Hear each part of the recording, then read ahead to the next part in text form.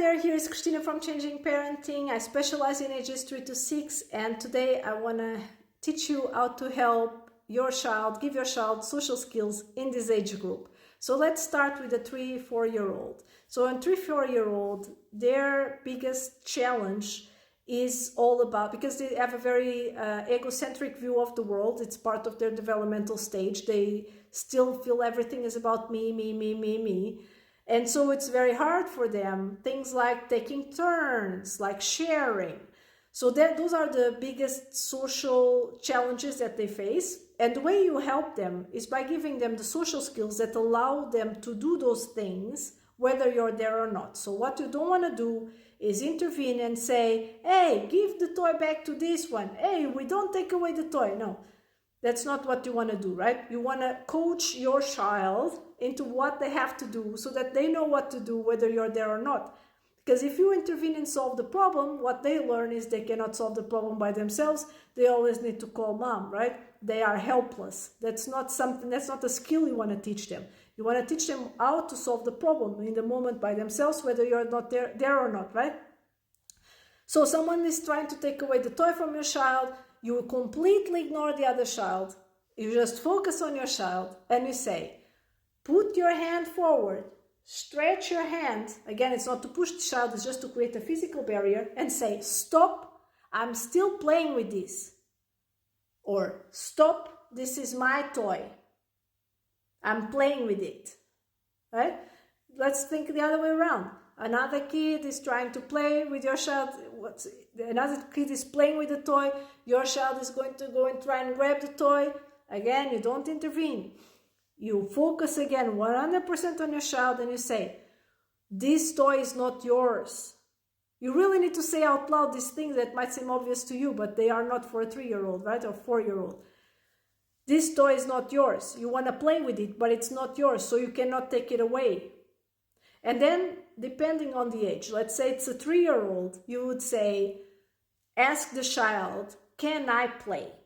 That's it. The 3-year-old, the more short and concise and direct you are, the best. Let's say it's a 4-year-old, like older 4-year-old, then you want to teach them on top of social skills also, like on top of this sharing, you also want to teach them also brainstorming, right? So instead of just giving them solutions, you will say, what can you do? And if your child cannot come up with anything, that's when you give ideas. Tell the child, maybe you can tell the child, can I play? Or you can tell, can we take turns? Or you can say, can I play with you? Or you can say, can I play when you finish? Or you can say, can we share? Right?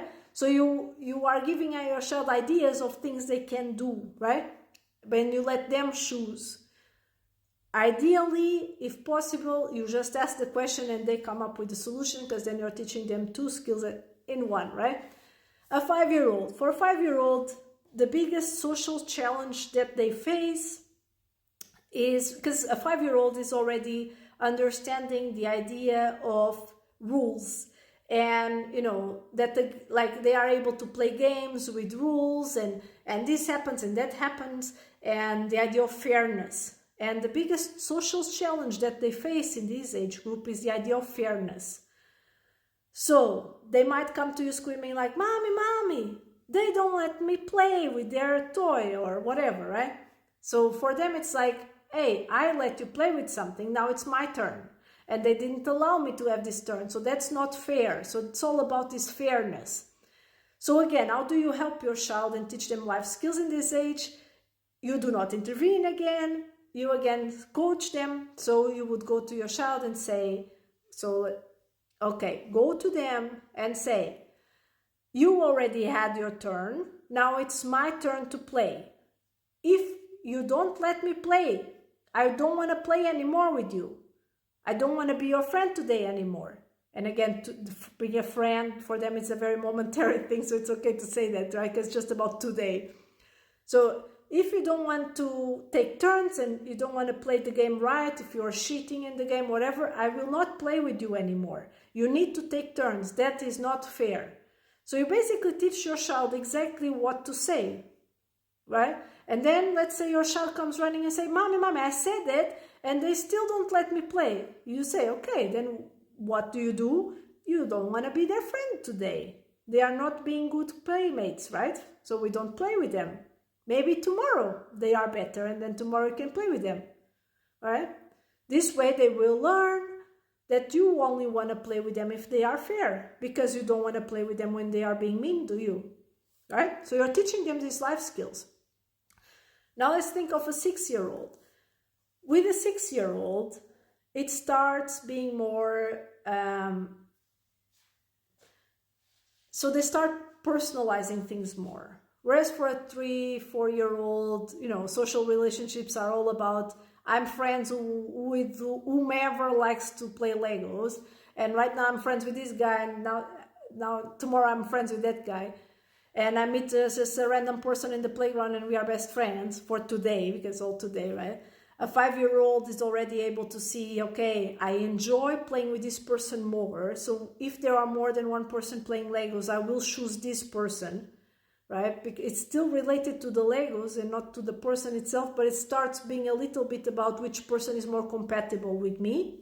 For a 6-year-old, they really start having this idea of best friend and groups, and this is the group is forming.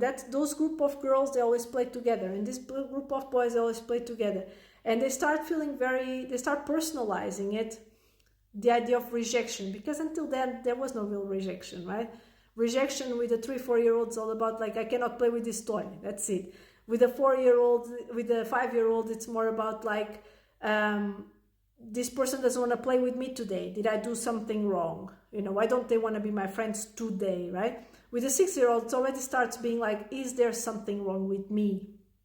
Why can't I belong to this group or that group? It's still very early, right? They're not teenagers, but it starts being like that.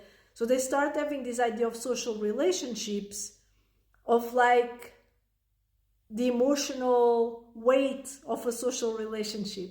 And so one of the biggest challenges they face is losing, feeling like they don't belong, losing. So they might come to you because those girls didn't let them play with them, and they really want to be I really want to be friends with them, mommy. Why don't they want to be my friend?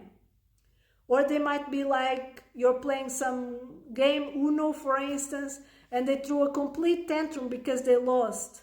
No, I don't want to be the loser, right? Because then you are the loser.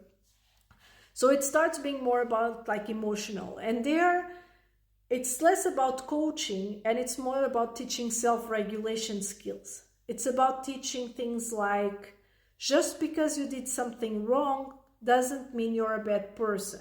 Just because this person doesn't want to play with you today doesn't mean there's something wrong with you or that they will never want to play with you. It's just momentarily they don't want to play with you. It's getting them to feel inside other people's shoes. Look, sometimes you really like playing with mommy and sometimes you want to play alone. That doesn't mean you don't like mommy, it just means that sometimes you really want to be alone. That's what's happening with Jessica. She also right now wants to be alone. Or, like you are feeling angry or you're feeling frustrated or sad because you lost. But look, I'm playing the game. For me, it doesn't matter if I win or lose. It's so much fun playing the game. It's irrelevant for me if I win or lose. Because what I really enjoy is playing with you.